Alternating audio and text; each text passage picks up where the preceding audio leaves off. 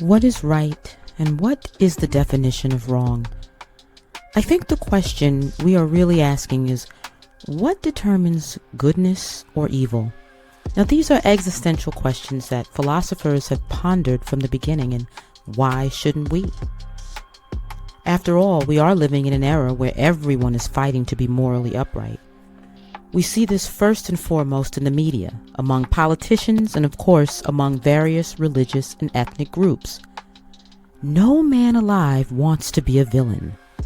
Now certainly the world has seen the most heinous of crimes committed by the most depraved and villainous persons, but even the most depraved individual fails to identify his own character flaws.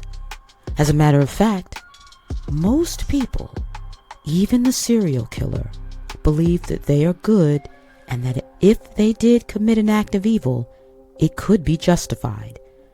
Because it is a thought that to label someone evil is an evil in itself.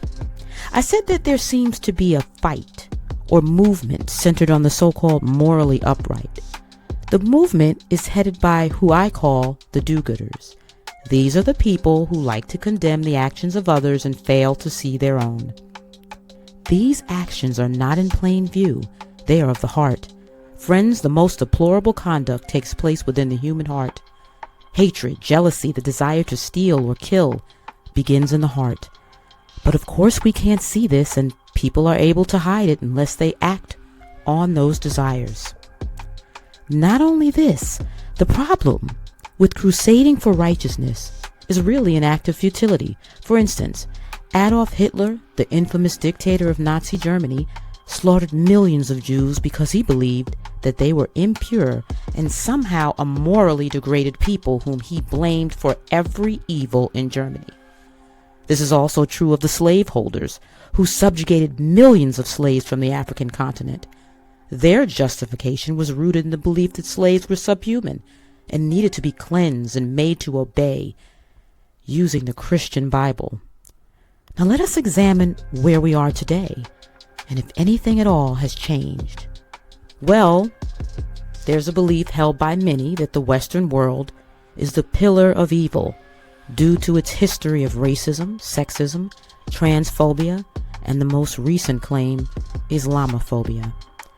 These damning claims have ignited a firestorm in the West, which has led to policy that resembles retribution for the ills of the past and the present. Some of these policies involve the downgrading of criminal charges, the legalization of drugs, and the all-out elimination of bail. All of these were done to atone for what the do-gooders say are the effects of systemic racism. In other words, an all-out racist system is the reason that predominantly people of color are incarcerated, and to rectify this, law enforcement ought to be defunded, and crimes that came with longer jail time must be scaled down. That is believed to be the injustice, or shall I say, moral evil. Allow me to present another perspective. How can men solve the problem of evil without committing further evils? I ask this question because one of the fatal flaws of the human character is that none of us are exempt from the temptation of evil, and to think otherwise is self-righteous. However, this is typically the mindset of those who crusade in the name of moralism. They parade about believing that they are morally superior than the rest of us, looking down on us sinners and judging our hearts from afar. They believe that it is they who are flawed, and we are the blameless. I'm telling you, friends, that is the driving force of evil and the cause of it.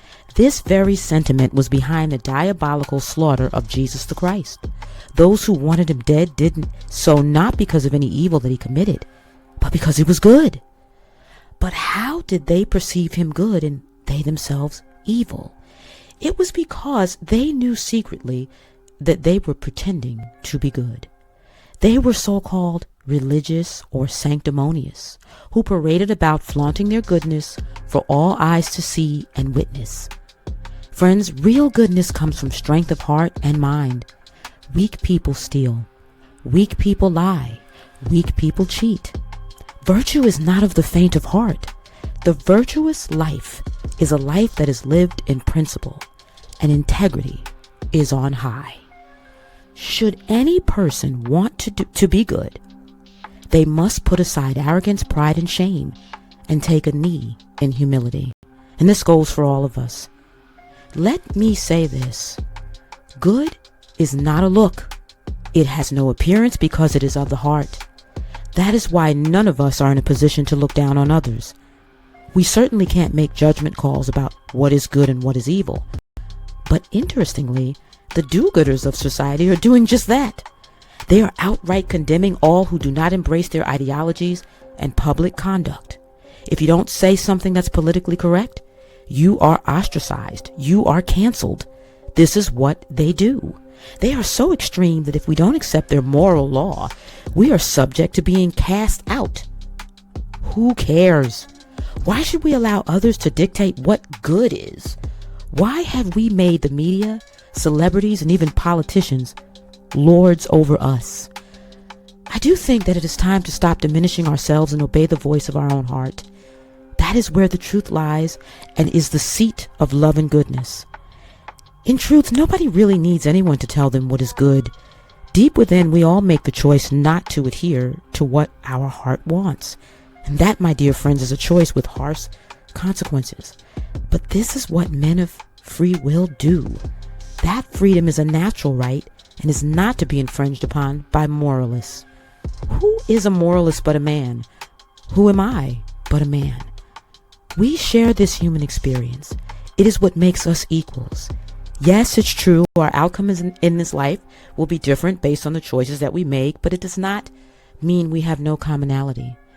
No man can decide for another what moral, ethical stance he should subscribe to in life, because all of us have a moral obligation to ourselves. The real lesson that we as men must learn is to embrace humility and never forget that we all fall short at times. Friends, we can't properly settle the problem of evil because we ourselves are evil. You see, this presents a conundrum and a paradox. And the ultimate goal of this so-called do-gooder is not to rid the world of evils, but to destroy what is good.